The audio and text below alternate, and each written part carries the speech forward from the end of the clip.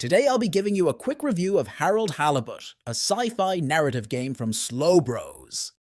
I've never played a game quite like Halibut, and I suspect I might never do so again. That's not because I'll be going out of my way to avoid similar titles in the future, mind you, but simply because the Slow Bros developed narrative adventure game occupies a singular column and row all its own among the vast variety of games I've had the pleasure of playing over the past 3 decades and change of my life. For sheer novelty alone, you'd be doing yourself a disservice to not at least try Halibut. The name of the game is also shared by its protagonist, who is something like a lab assistant / plumber / handyman aboard the Fedora I, a spaceship that fled Earth 250 years ago in order to find somewhere else for humanity to settle down. At some point in the past, this ship unintentionally sank into an alien ocean and has been unable to leave. But Jean Moreau, the ship's chief scientist and Harold's boss, has continued to work towards leaving said ocean behind, and some surprising new events just might make all the difference.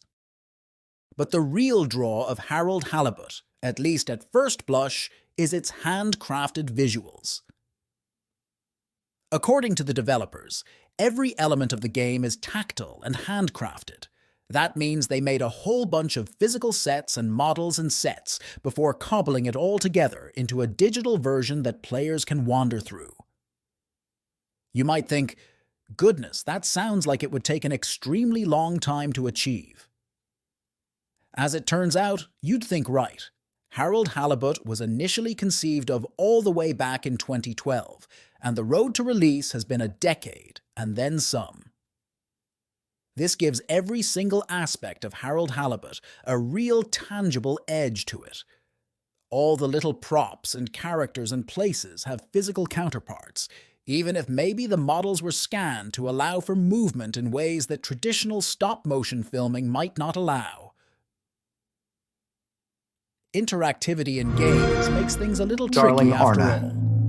When the ship crashed, I half wondered if life as we knew it would collapse in on itself as well. It seemed like the pressure of the ocean surrounding us was pressing through the ship's hull, and I wondered how any of us would find a new way to keep going on. There aren't many people I can talk to without feeling inferior. Thanks. Physicality No, I didn't mean like that. Does seem to cause some unintended problems with geometry and collisions, unfortunately.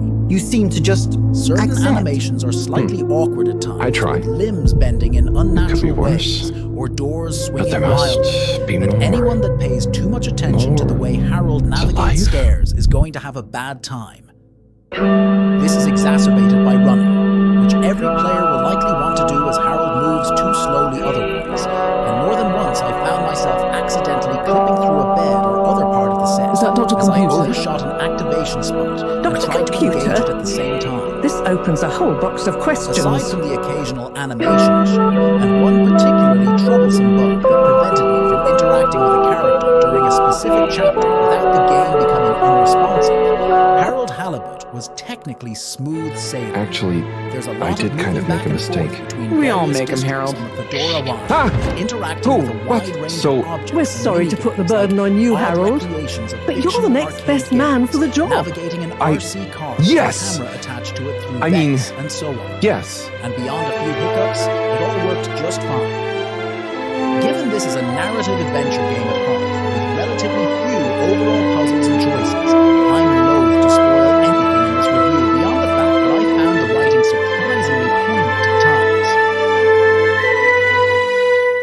I'd come in expecting Halibut to be unusual and funny, and the writing certainly is those things. My But work I'd here's not done. actually Please, expected mister. it to be moving. Thanks.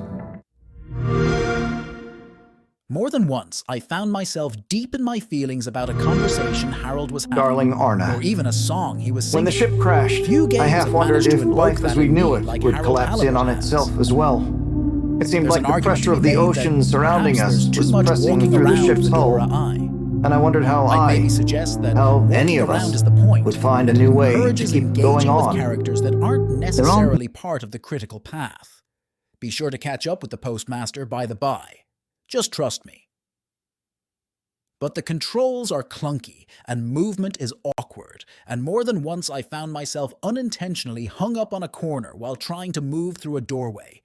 It's easy to imagine someone less enamored with Harold Halibut's whole vibe finding these things immensely frustrating.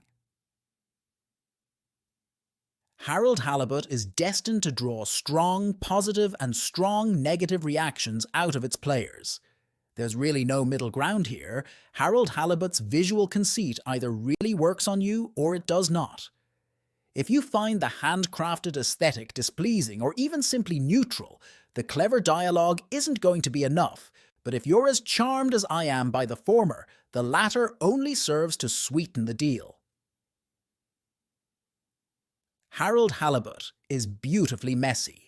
The handcrafted, stop-motion look and feel to its world makes every imperfection just another lovely detail. In some ways, I extend that feeling to the rest of the game's design, which simply adds what is perhaps a more forgiving layer than most might. A game doesn't need to be perfect in order to be uniquely compelling. Harold Halibut certainly isn't, and yet I would happily recommend it to anyone that'd listen. We give this fantastic game a delightful 4 screens out of 5. Stay tuned for more recaps and reviews of movies, documentaries, TV shows, and games coming soon. Thanks for watching.